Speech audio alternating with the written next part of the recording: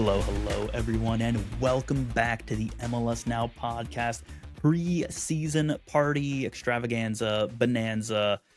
The marathon of preseason content continues. Today we are on to NYCFC, but first, got to get the housekeeping out of the way. Just a reminder, you can find the MLS Now podcast on social media at MLS Now Podcast. You can also find me, your host, Russell, on social media at Mr. Danger Russ, but more importantly, joining us from the Beyond the Smokestacks podcast, we have Coach Joe. Coach Joe, I would say good morning, but it's evening, so good evening to you. What's up? What's going on? Good evening. Happy to be here. Long time no talk. Long time no talk in person, but always good to have you on. I was thinking to myself, I was like, should I have something spicy for dinner? And I said, no, we'll have something mild because I'm talking with Joe later and he's going to bring the heat. So here we are. Always bringing the heat. So, Joe, we're talking about NYCFC. We were talking a little bit about your joy and looking forward to things for the season, but you did express, before we start to record this, some apprehension about some of the off-season and some questions that exist. So I'm going to let you expand on that by saying, what are the major changes and or the major changes that maybe haven't happened yet that need to happen this offseason? So, little offseason recap. We finally parted ways with Nicholas Cushing.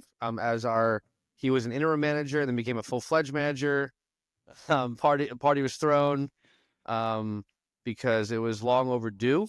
He couldn't cut it, and he was kind of he couldn't. I mean, he got us to as far as he could, and then your success is judged as a manager in the league, especially with our team, is can you beat the Red Bulls? And we were right there, and it didn't happen. So they parted ways with him, and then there was a brief coaching search. There were some names thrown out. Jim Curtin in particular was a name that was getting floated. It would have been a good story. Curtin has a history of developing young talent that he did with Philadelphia. But ultimately it didn't happen. And then prior to us naming our manager, our former cup-winning manager, Ronnie Dyla, landed back in the league with Atlanta, which was a little bit of it felt like a little bit of a backhanded slap having a manager join back into the league after leaving it and pursuing Europe to come back and not come back to us and come back to a team in our conference. But we ended up landing with Pascal Janssen, who was coaching at the time in Hungary. He had only been there for 6 months, and then he got bought out of his contract to come coach with us. And then prior to Hungary, he was coaching with, I believe it's Alkmaar in the Dutch league, right? So he was there for a little while. There's also been, there's been some rumors floating around that he was always on our radar and that we wanted him, but he wasn't available. And then he became available because we bought out his contract. But anyway, so far through preseason, nothing really negative to say about him. We've won a couple games in preseason, but preseason results are you kind of throw them out the window because pretty much the first half is like your first team, and then the second half is kind of just a mixed bag. And then in terms of player movement, Jimmy Sands, who's been our longtime six, first ever homegrown. He departed for another European loan, a second shot. He was loaned out previously to Rangers in Scotland. Had a mixed bag of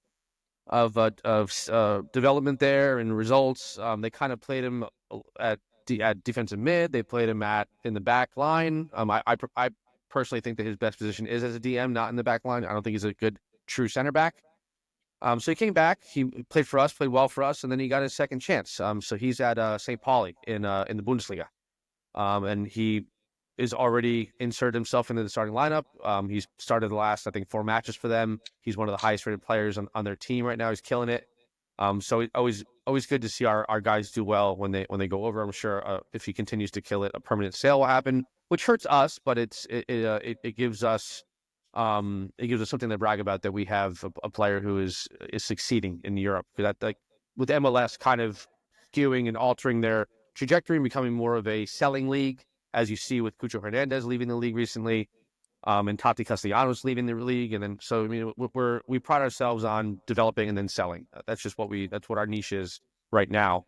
On top of the other end of it with certain people coming at later stages of the career, later ages, coming back to the league or coming back here to play their final years. And then, so we're kind of stuck between a rock and a hard place with our DPs.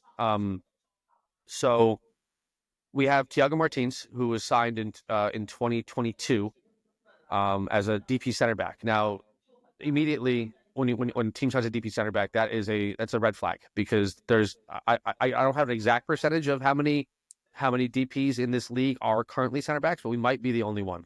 I'm not sure and entirely sure that anybody else has a DP center back on their roster. So Walker Zimmerman. What? Walker Zimmerman. He's okay, but he's a domestic DP center back. Like he's national team quality. I'm just saying, you didn't say international DP center back. So we Thiago Martins, he's Brazilian. He's never sniffed the Brazilian national team. And he came to us from the J League in Japan. And he does a good job. But in my eyes and a lot of other people's eyes in the fandom, he's not even as good as what we had when we had Maxime Chenot and Alexander Kynes, and they weren't DPs, and he is. So having a DP center back severely handcuffs your ability to develop roster, because you normally want those DPs to be at positions where they're difference makers. They score goals, they accumulate assists, they're leaders. When you have it as a center back, it's like, yeah, he's good defensively, but like he's not winning and or losing us games. He's just kind of there. But he hasn't played, I don't think, a minute of preseason. For a little while, he wasn't even with the team out in California. So there had been some slight rumors that maybe he was like homesick and wanted to go back, because he also just had a baby. There were some rumors that maybe he was going back to Brazil, but nothing has been substantiated. He's been spotted back out at Coachella with the team, not playing. He hasn't played, but they're saying that he has an injury. But NYCFC is also very hazy on disclosure of injuries and if they're real or not. Anyway, so he's our one DP. We have a current DP, Thales Magno, who was loaned out halfway through last season to Corinthians in Brazil. He's been playing really well down there, but an interesting little comment got released from him, stating that pretty much stating in not so many words that the Brazilian league is not on par with MLS. MLS is more like Europe than it is like South America, and that he wasn't ready to handle the physicality of this league. He wasn't equipped to handle the way the ball rotates in the throughout the offense, and he just wasn't well equipped to succeed in this league, which is why he was like labeled a little bit of a failure as a designated player, because he when Tati got sold, he was kind of transitioned to center forward. He wasn't giving us goals. He wasn't creating. He was just kind of existing. And then when Alonso Martinez kind of came about, Thales kind of took there were some games he didn't start, some games that he came on late as a sub, and he just lost all his confidence. It wasn't performing, and I guess he requested that he wanted to go back home. So we loaned him out to Corinthians. So he's there. They extended his loan from June through the end of the year, and there might be a chance that at the end of the year there might be some clause that gets triggered where he gets sold to Brazil, and then maybe tries to rehab his career and then try back to Europe or something like that, because he is still young. I think he's only like 24, 23, maybe even 22. So we have a DP that is not on our roster, but he still counts, because when you're a loanee, you still count towards your DP count on your roster. So DP out in Brazil on loan. We have Thiago Martins not playing any matches right now in preseason and he's a DP. And then our third DP is Santiago Rodriguez, who was signed to NYCFC in 2020 maybe it might have been as a U22 initiative or a young DP.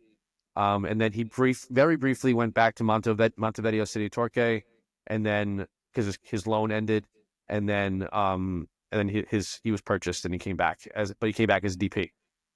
He's also been a little bit of an up and down designated player for NYCFC over the past 2 seasons. So much so that Maxi Morales, who's like a club legend, went back to Racing in Argentina to kind of play out his like last final seasons. And Santi was doing so poorly in the 10 role that NYCFC had to recall Maxi and sign him back to the team because Santi couldn't do it. And then Santi got pushed back out to the wing, and Maxi took over his 10 again. And Maxi's still with us. He signed on for another season, which kind of, I mean, if you're Santiago Rodriguez and the team that you're playing for, that you're a designated player for, has to recall a 37-year-old Maxi Morales to come do a job because you can't do it, and then now re-signed Maxi for another year. I mean, the writing's kind of on the wall that like, hey, like you're not really wanted here. You're not doing it. You're not doing it well enough. So there's been heavy rumors since the end of last week, that a team in the Brazilian Serie A, I might butcher it. Is it Botafogo or Botafogo or? That sounds right. Yeah, Botafogo. Botafogo. It's the team with the star as their like logo. They've been there's been like a back and forth of a bid and then a straight up denial saying no from NYCFC, and then rather than NYCFC countering, they're just saying no, and then that team's coming back and offering more. So the latest rumor that we have as of like less than 48 hours ago is that the player has agreed to a 4-year contract, but the two teams are still bickering and bartering over sale price, and I guess also maybe NYCFC keeping on a sell-on clause for when he is inevitably sold from that team to I'm assuming Europe is his destination of choice. So in all likelihood, it looks at this moment as if before match day 1 that Santi Rodriguez will not be on NYCFC's active roster. He hasn't been practicing with the team. He hasn't played in the last few preseason games, and we're all assuming this is because the Brazilian team has requested that he not play because don't risk injury because a sale is imminent. There have been 2 rumors about players signing this week and last week. One of them is a French league player, a defensive midfielder. I forget what his name is on top of my head. And then another one more recently is a Swedish player. They're both midfielders. They both tend to be like, they're more like 8s and 6s, not 10s like what Santi was. But personally, I mean, I can only speak for myself. I can't speak for the entirety of NYCFC Nation, but Santiago's style of play doesn't really fit into the mold of what NYCFC is trying to do. He plays a little bit too much of like what you would classify as like Pulisic hero ball, where he thinks he has to do everything. He doesn't trust his teammates to play to his perceived level.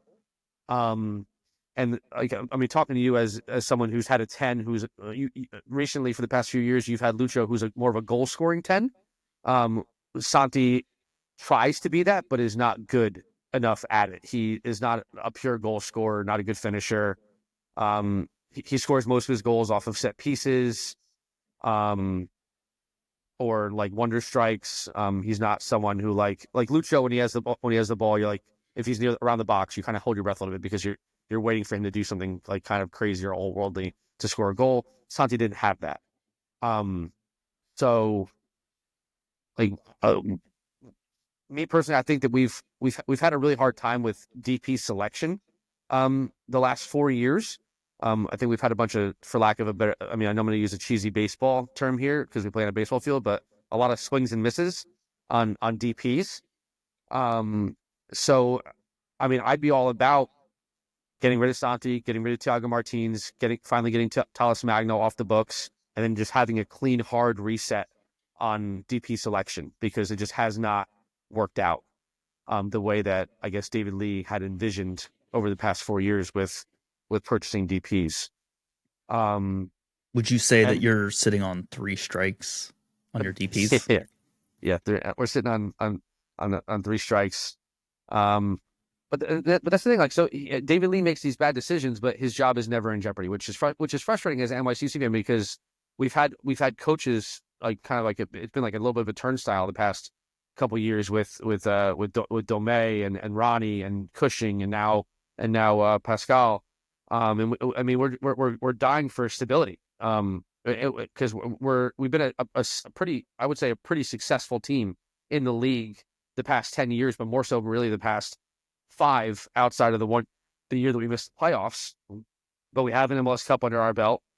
And we were within touching distance of it this past season. All we needed to do was beat Red Bull, and we have a chance at advancing to the final. Nobody And was beating LA Galaxy though. No one was beating LA Galaxy though. No, they're.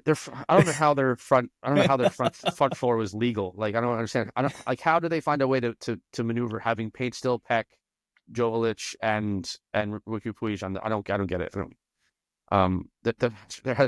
For a league that preaches parity, like they had to be breaking some type of fair play laws with all those Yeah. with all those great players on the same team.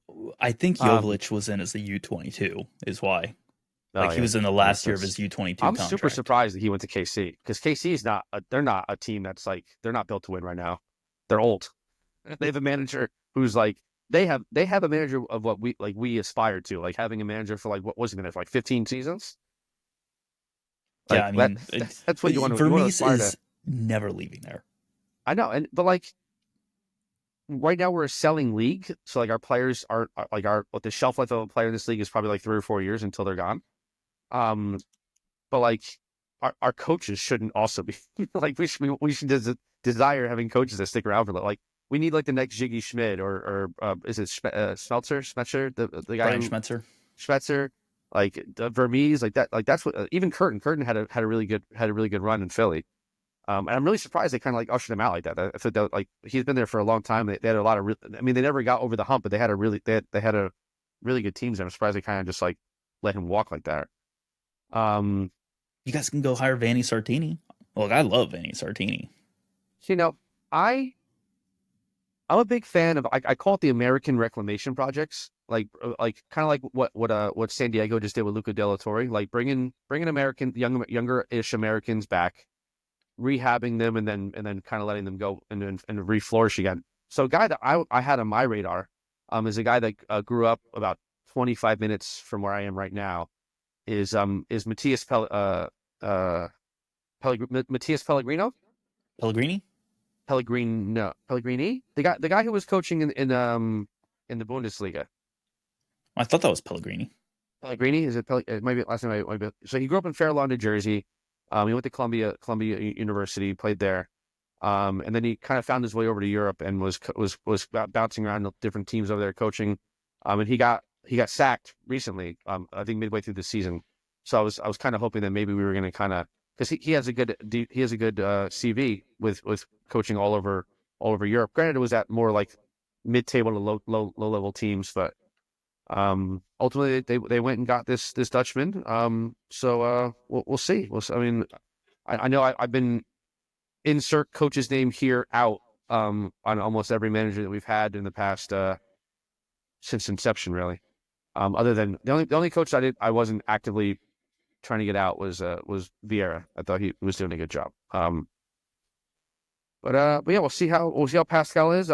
We are our roster is unchanged really, other than Santi on his way out and James on loan. Other than that, we have Matt Freese coming back, but there's been a lot of rumors about Freese getting looks in Europe. I think that partially has to do with him getting a call up to the January MLS Discovery camp that happens every year, where it's a low pressure camp that they usually bring in guys who aren't really on the radar for the national team, but are just trying to see how they do. So since he got that call up, I feel like there's that kind of like spurred on the rumors of his departure. Which we would 100% be up Schitt's Creek if Matt Freese gets sold. One of the best keepers last season. We signed a third keeper early in the year, maybe late December, early January. He was like, his name is Greg Van Jeetsing or something like that. He literally an MLS pool keeper recently. Then he was with like Toronto for a little while. So we signed him. He hasn't played a minute of any preseason games.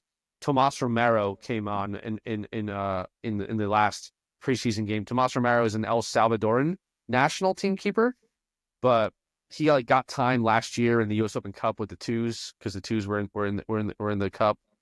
But he's not like MLS starter caliber, and neither is the guy that we just signed. So if Matt Freese departs, we are like put us in wooden spoon contention. That's how rough it's going to be if we lose Matt Freese. We have we're looking at Kevin O'Toole as the incumbent left back because another player that got sold this offseason is Christian McFarland turned 18.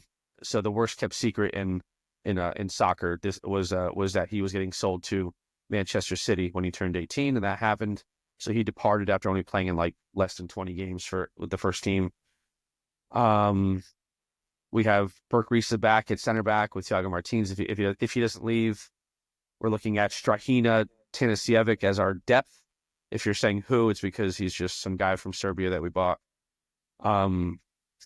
We're looking at another position battle in going on year 2 with Tavon Gray, a homegrown, with Micha Alenik, a young Slovenian right back.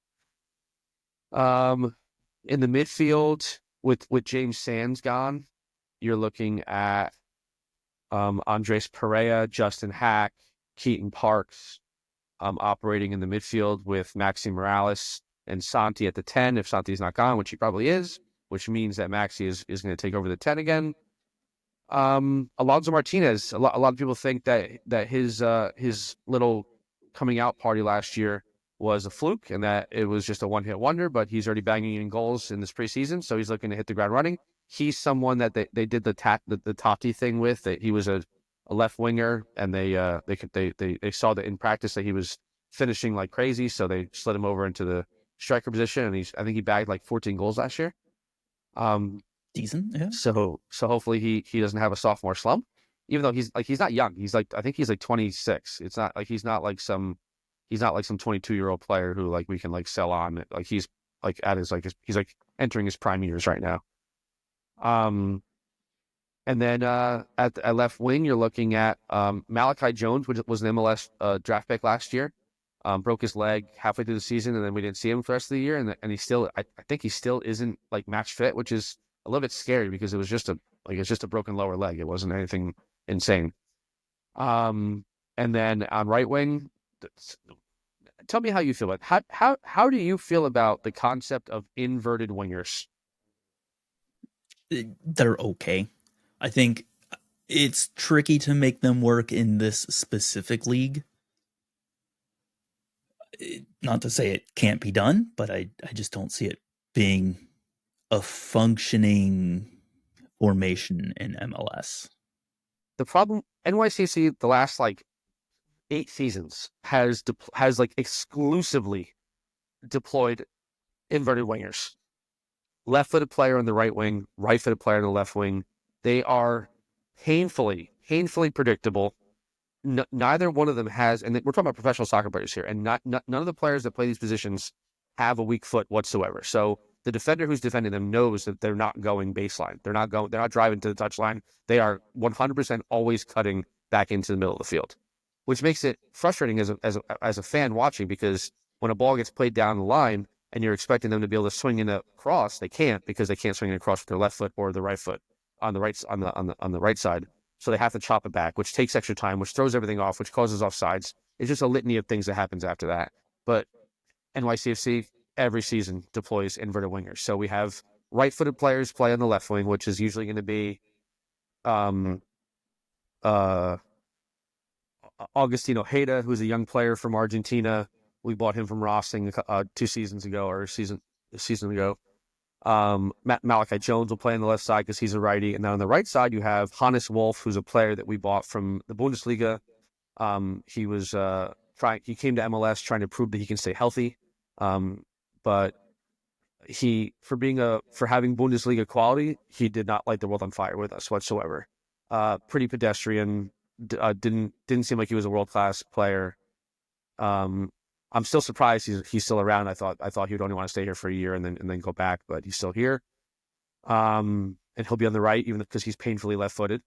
Another player who you'll see on the right is Julian Fernandez. He's a player that we bought from South America. I think he is also Argentine. Um, he has a great left foot, but no right foot. He struggled for minutes last year, which I believe was more on the coach than it was on him. I think he had the skill and ability, but I think Nick Cushing couldn't coach his way out of a paper bag, which is part of the reason why he's not here anymore. Um, and then you have also competing at striker with Alonso Martinez is Mounsif Bakrar, who is he's an Algerian player that we purchased from a Croatian team 2 seasons ago. And he is almost comedically bad at scoring goals. Like he can't score consistently or really at all. He does everything right until he gets into the 18-yard box and just fluffs it beyond belief. I was a little bit frustrated in our Coachella games because I saw in the last game that Pascal was deploying Mounsif as the starting 9 and moved Alonso Martinez over to the left wing, which I feel like is doing a disservice to Alonso because he scored 14 goals last year and deserves to be the starting 9. And Mounsif scored, I think, like 4 goals and had a lot of opportunities, a lot of chances, and couldn't do anything with it. So I don't see why he's being given the keys to the 9 when he didn't do anything to deserve it. And Martinez had one of the better seasons in NYCFC history at the striker position and is now, at least in this game, was playing left wing. Another player departure we had was, which is a little bit controversial, is Jovan Mijatovic, a player from Serbia, I want to say. We bought him from Is Red Star Belgrade? Is that Serbian? Is that a Serbian team? Is it Serbian or is it Belgian? No, I guess that's not No, Belgian, is it? not Belgian. Is it So we it's bought him not from Red Star Croatian, is Belgrade. it? He's only 18 years old. There's a lot of rumors coming out now that back when we bought him a year ago, that he never wanted to come here, and that like pretty much Red Star forced him. Like they accepted our offer and said you're going, and he didn't want to come, but he came anyway. The joke now is in his introductory like social media stuff, like he put out a quote saying like be prepared to cheer or clap because I'm going to score a lot of goals, and then he proceeded to come here and score like 2 goals the whole season.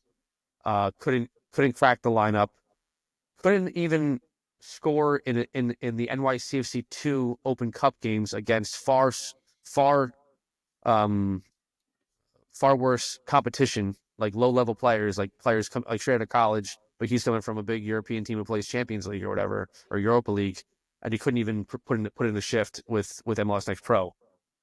So then now what happened this year is he pretty much went home on vacation and then refused to come back.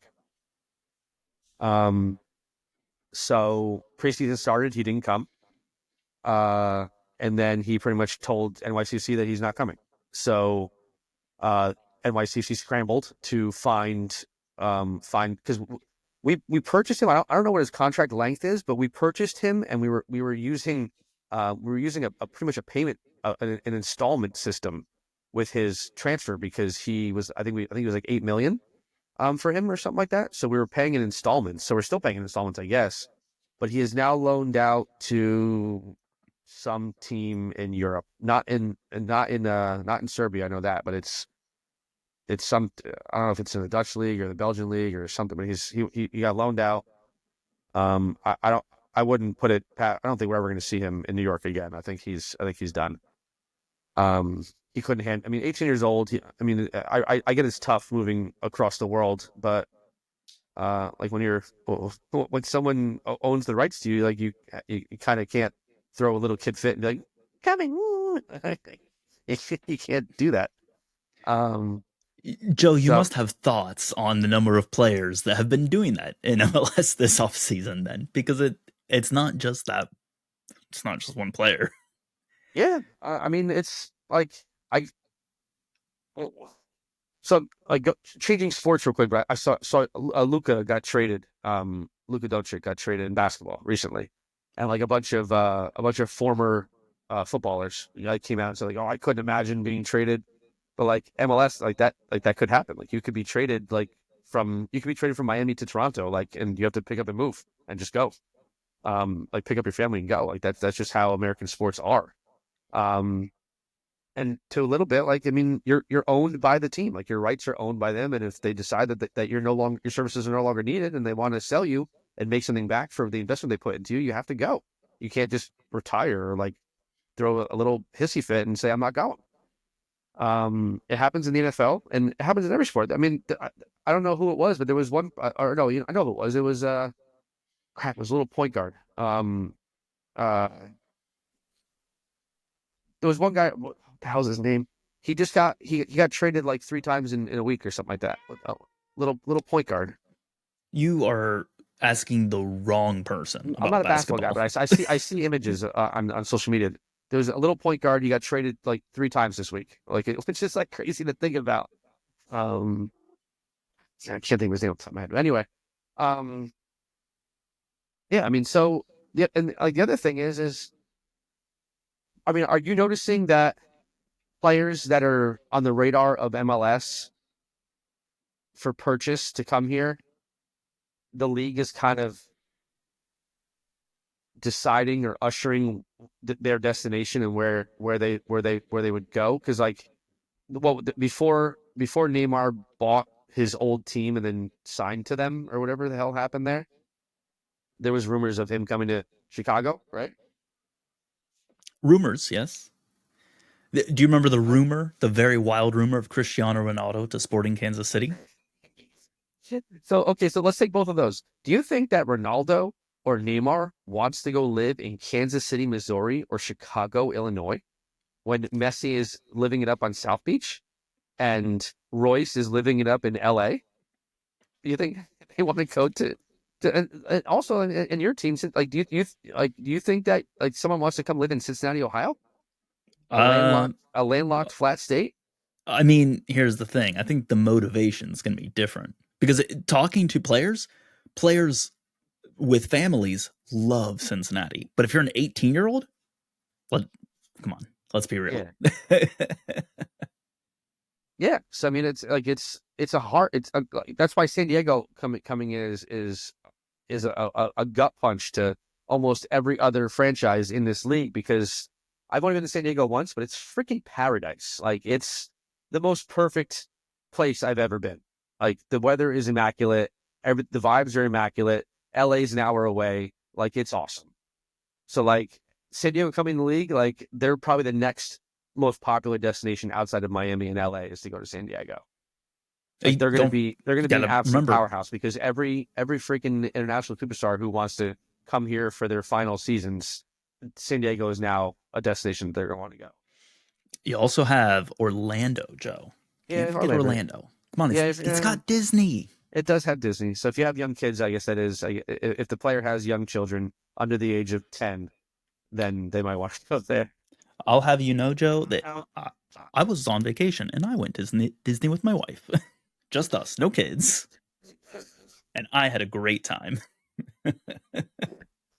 Yeah, so I guess Orlando's probably up there, but the shadow being cast by Miami is just very large. It kind of encapsulates Orlando at the moment. Oh, is it Miami casting the shadow, or is it a different thing with the letter M at the start of their name casting the shadow? Yeah. All right, Joe, let me redirect your attention. Yeah. You know a lot about NYCFC. I think that's fair to say. What does the average fan think about NYCFC right now, though? And I always use the like the what does like your person on Facebook say, or like your person who's like your very targeted MLS demographic, like the person who lives in the suburbs, kids play, youth soccer, they go to 6 to 10 games a year at most, not necessarily even season ticket holders, like your average fan. They think that NYCFC is in full sell mode. They don't care that the administration and the sporting director and the owners don't care about NYCFC right now, because we're kind of just treading water until the stadium opens. So we're not looking to make a big splash signing. until that, because the season that opens, that's when you're going to see a big name come through. But we're not really looking to improve or contend. If we do contend, it's just icing on the cake. But we're not going out to acquire players to contend. And yeah, I mean, the front office does not care about winning right now. And that we're going to have a turnstile. That this coach is only going to be here until the new stadium opens up, and then we'll have somebody new because his contract ends in 28. So they'll probably end it early at 27. I think the stadium was opening up in 28. But yeah, the average fan thinks that no big names are coming here, don't want to come here. That the front office, the team doesn't want to win now. That they're just kind of getting by until the stadium opens up. That's what the average fan thinks right now, and they're all clamoring for signings. They want signings. There's been no other than up until this week. There's been no rumors of anybody coming here, and we've just been shedding players. We've been shedding players, and we've not been replacing them or getting new players. So that's what the average fan thinks we're just like. It's interesting to see the disparity between the MLS sickos and the quote unquote normal person. Because I think you have a little bit more optimism than the average fan. I'm not going to say you have tons more optimism, Yeah, but I mean, another thing that because in my area, like in New Jersey, New York, if I ask people about like what they know about MLS and what they know about NYCFC, even though because they're a local team. And for a while, like whenever I brought up NYCFC, the first person they wanted to talk about was Talis Magno. And the reason because of that is because we're living in this current young generation lives their life on Instagram.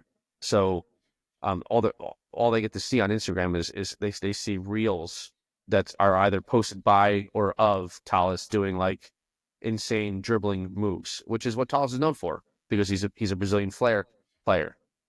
So they think that like to a casual young age person, they thought that Talis was like awesome, but they didn't realize that Talis like wasn't scoring goals and that he like was barely starting. But they knew who he was because they saw him on Instagram. They saw him doing crazy moves on Instagram. So I'm hoping that narrative changes, but it's only going to change if we bring you. At a certain point, you have to, even though we're a selling league, you have to buy a couple players that people know who they are. And another gut punch for us is the rumor that pops up every 3 months or so, saying that KDB is potentially going to San Diego. But meanwhile, the fans over here in New York were like, what the F is the point of being in the CFG network and having to face the wrath of every fan calling us an oil club and calling us Man City Light if we're not going to get the damn Man City player when he comes to the MLS? well, because you guys are only Man City light. You need to be at least Man City medium or like Man City, like one standard deviation to be able to get the KDBs. Come on, Joe. That's the rules. What's the point of being in the CFG family if we don't get first dibs on a world class City player coming to the league? Tax advantages, obviously. It's just like marriage. It's because these players they come and then they realize New York is the coldest place on earth from December to April, and that there's only like 4 months of enjoyable weather in New York the entire year, whereas they can go to San Diego where it's like pretty much paradise almost every single day. Okay, but what about if you guys stack up against Chicago then, right? Yeah, I guess we're more of a visible city to want to be in than Chicago. There you go. And you But have Chicago's had some pretty high profile names pretty recently. Bastian Schweinsteiger was there a couple years ago. Shaqiri was half there and half not. I mean, he was 1 foot in, 1 foot out. are you, Like the entire hold on, are you describing his height or are you describing his commitment to the club?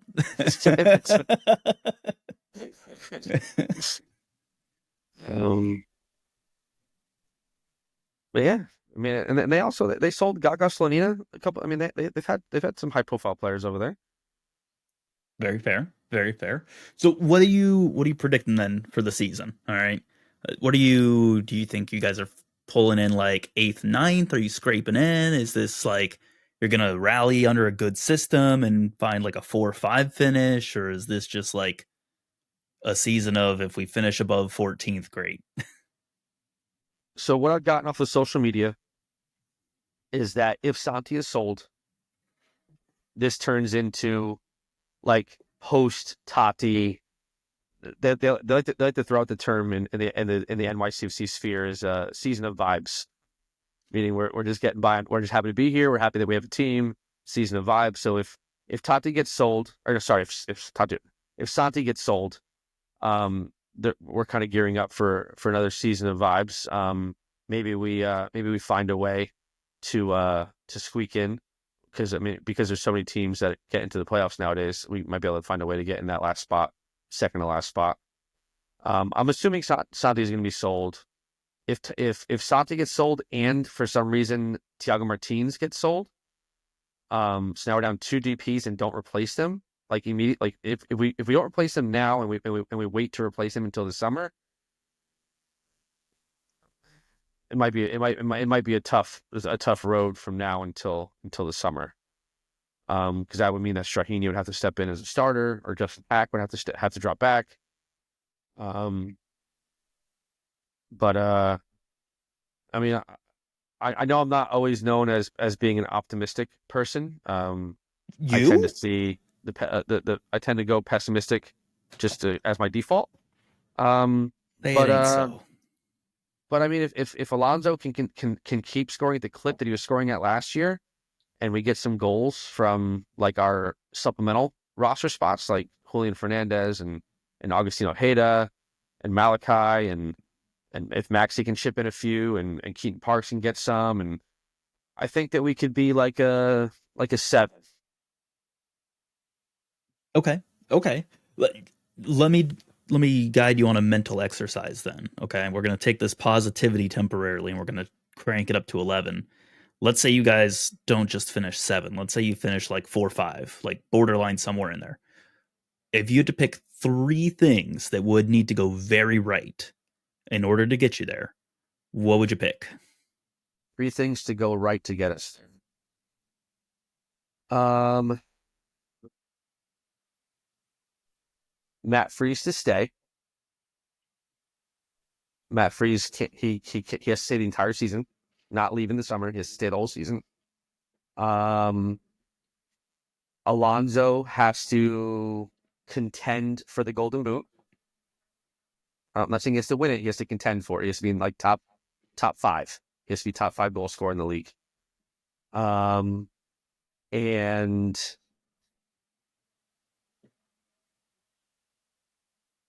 the rest, oh yeah, I'll go here.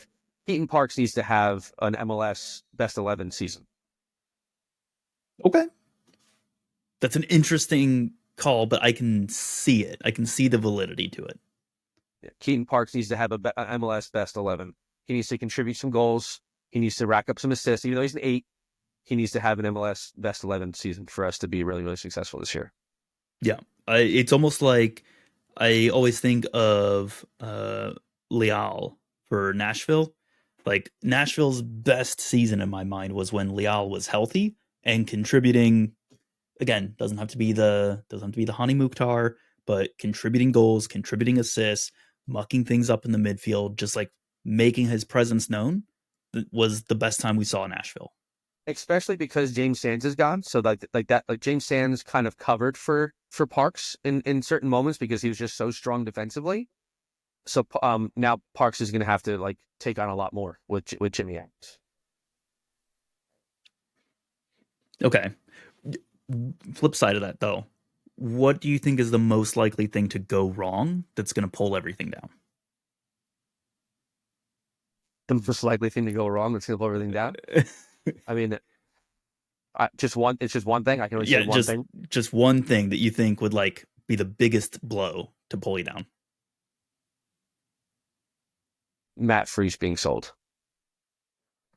I'm on board with that statement. Yeah, Matt Freese getting sold either like before the windows close, like soon, or um. Actually, wait, hold on. The European window is closed already, right? Gosh, this would be a summer sale. So yeah, we would if Matt Freese is with us until the summer, we would kind of stay above water.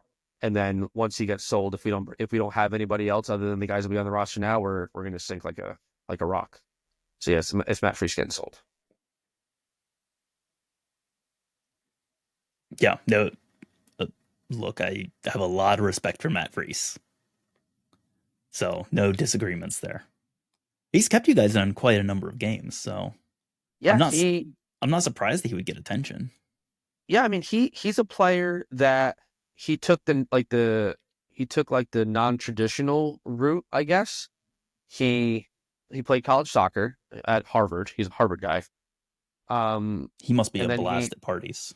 and then he signed with the hometown club with Philadelphia. And couldn't really get any burn because he was behind Andre Blake. And then the one time he does get playing time is during the COVID year, where Andre Blake decides to host a super spreader event right before the Eastern Conference Final. And then Matt Freese is in net and loses to NYCFC in the Eastern Conference Final. Um, and then he finds his way over to us in 2022, right? 23. 23? Thought it was 23. Yeah, you're right. It was 23. Was it halfway through 22? Because Sean John never came. Did Sean John come back the year after we won the cup?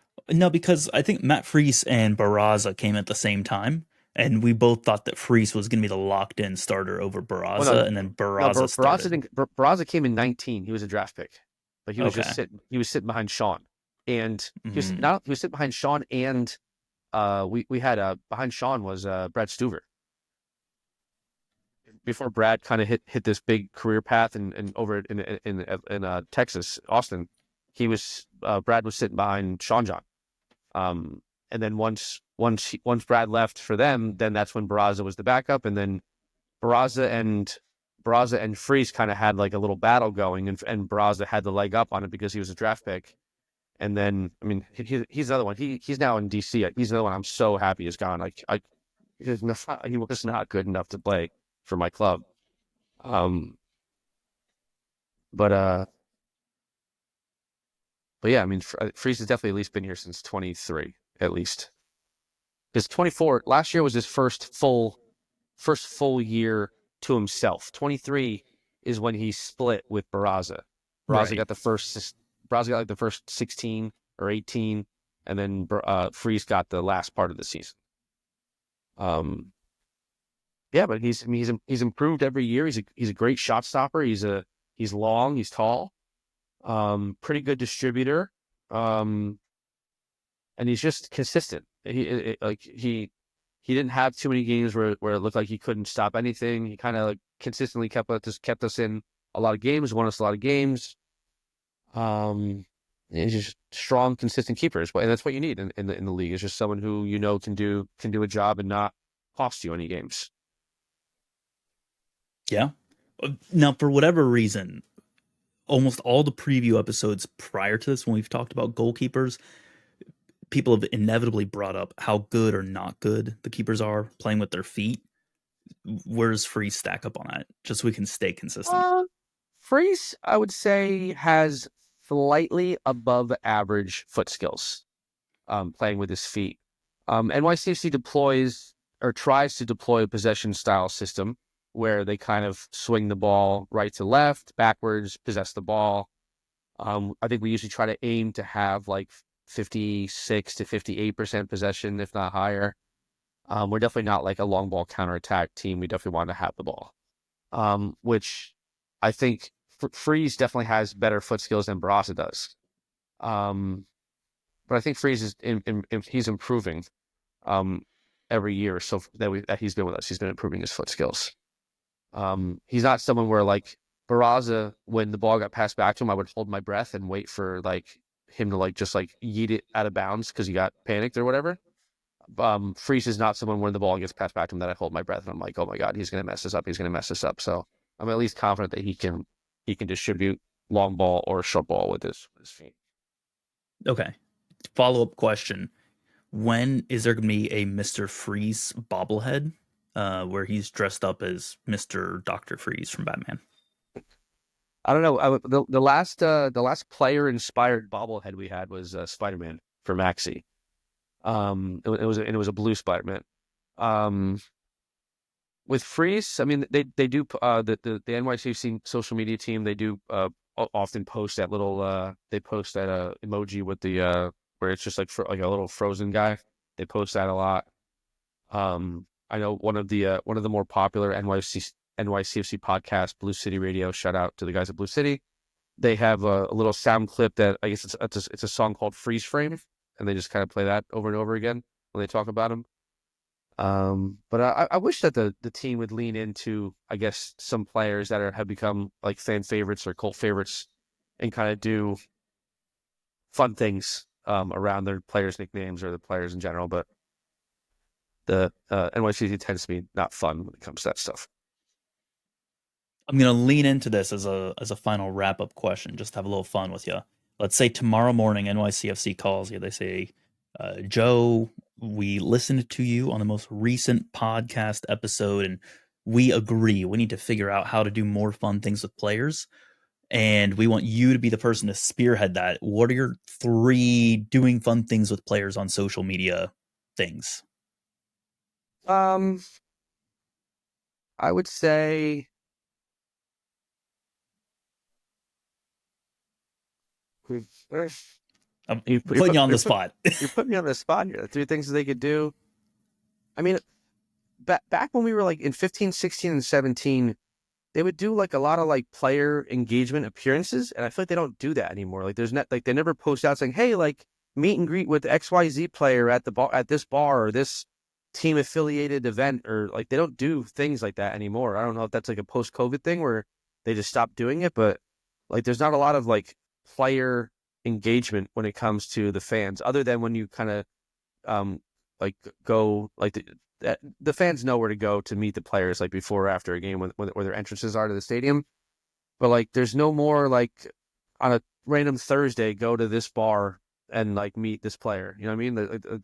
They should get back to doing more stuff like that like they used to. Every now and again before a game, if there's like a player who's not on the team sheet, or if there's a player that's injured, they'll like come to the fan fest and answer some questions, stuff like that. But other than that, you don't really. There's a little bit of a disconnect recently with the team and the having the players do engagement stuff with the fans. Also, you don't really see a lot of players going to other professional sporting games and kind of being being shown on like the Jumbotron, or I know I live in New Jersey and I'm a New Jersey Devils fan. So I see that the team that I don't like, they send their players a lot to the Devils games, and they like give them like custom jerseys and on the Jumbotron and like things like that to kind of like cross over sports in the region, in the city.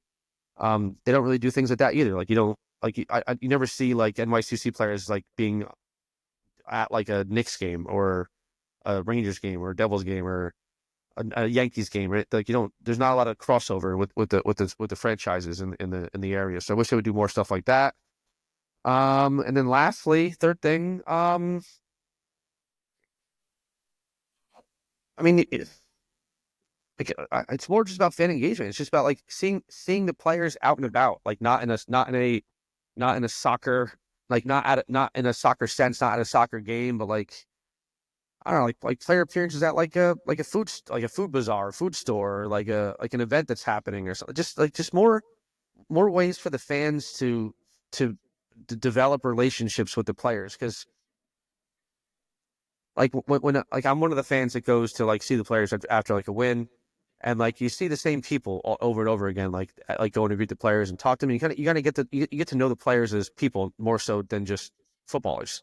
So you get to see them and learn about like their family, and if they have it, like for example, Keaton Parks had a baby around the same time that I did. So like when I was at a third rail event practice at the facility, and I'm chatting with him about being a new dad. Like it's like those ways to kind of be connected with a player, not just because he's a good soccer player, because he plays for your favorite team. It's just developing relationships with the people who support this club, because someone like Maxi Morales, who has been here since 2016. I think he wasn't here for the first season, but he's here for the second season, and now he's still here. Like he's someone that we're going to build a statue for when he's done playing, because he's been the perfect spokesperson for this club and the perfect cult hero for this club. Especially because he connects us to our past. He connects us to David Villa. He connects us to Frank Lampard. He connects us to Andrea Pirlo. He connects us to Totti. He connects us to all of our greats, and he's still here and he's still doing it. And I hope that he has like some type of ambassador role after his playing days are done, because he's someone who connects us to everything that we are.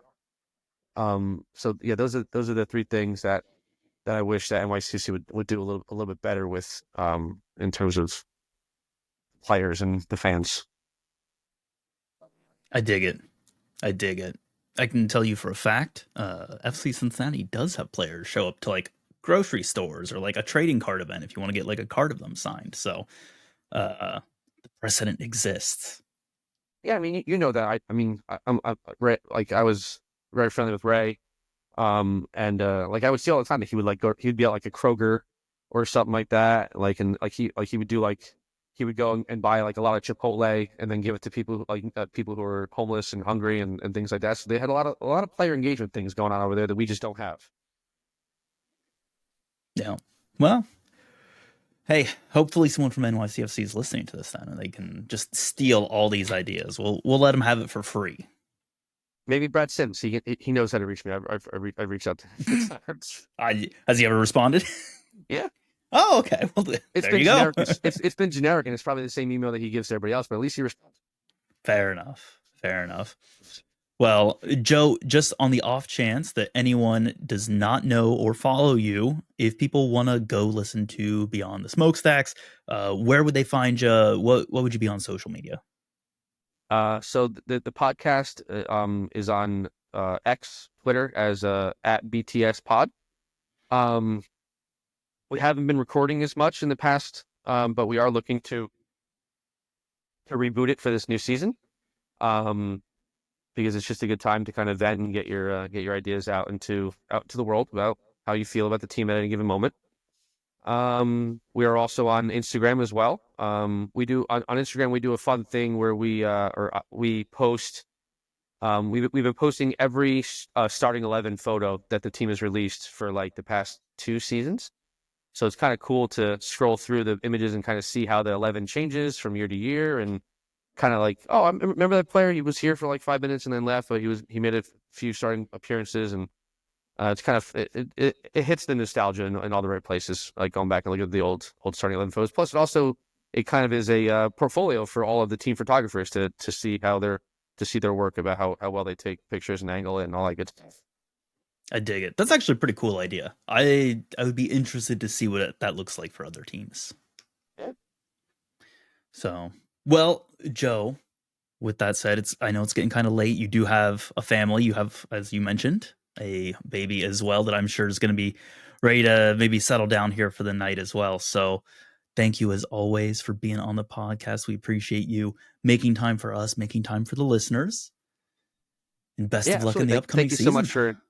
Thank you so much for having me, and I look forward to chopping it up with you guys in the group chat and starting up the fantasy MLS for this season. I haven't had a good season the last few years, so I'm trying to figure out whoever is the Philadelphia Union guy. He always runs away with it, right? He has like 200 more points than everybody else. I'm trying to figure out what his strategy is, because I got to be able to beat this guy. Good luck. I don't know what to tell you. Good luck. Ben knows his stuff. All right. Well, awesome. Just a quick reminder, you can find the podcast on social media at MLS Now Podcast. And you can always find me on social media at Mr. Dangerous. So with that said, listeners, Joe, thank you very much. We'll see y'all next time. And we are now the preeminent podcast in the league, because Extra Time is no more. Right. Yeah. The number of league podcasts dwindles by one. We will certainly miss Extra Time. But hey, if you like us, tell a friend. Or tell an enemy. I don't know. Maybe you're just like, hey, this person has too much going on in their life, and I want to sabotage them by giving them engaging content. And I want to send them down a rabbit hole. So tell them about MLS Now Podcast.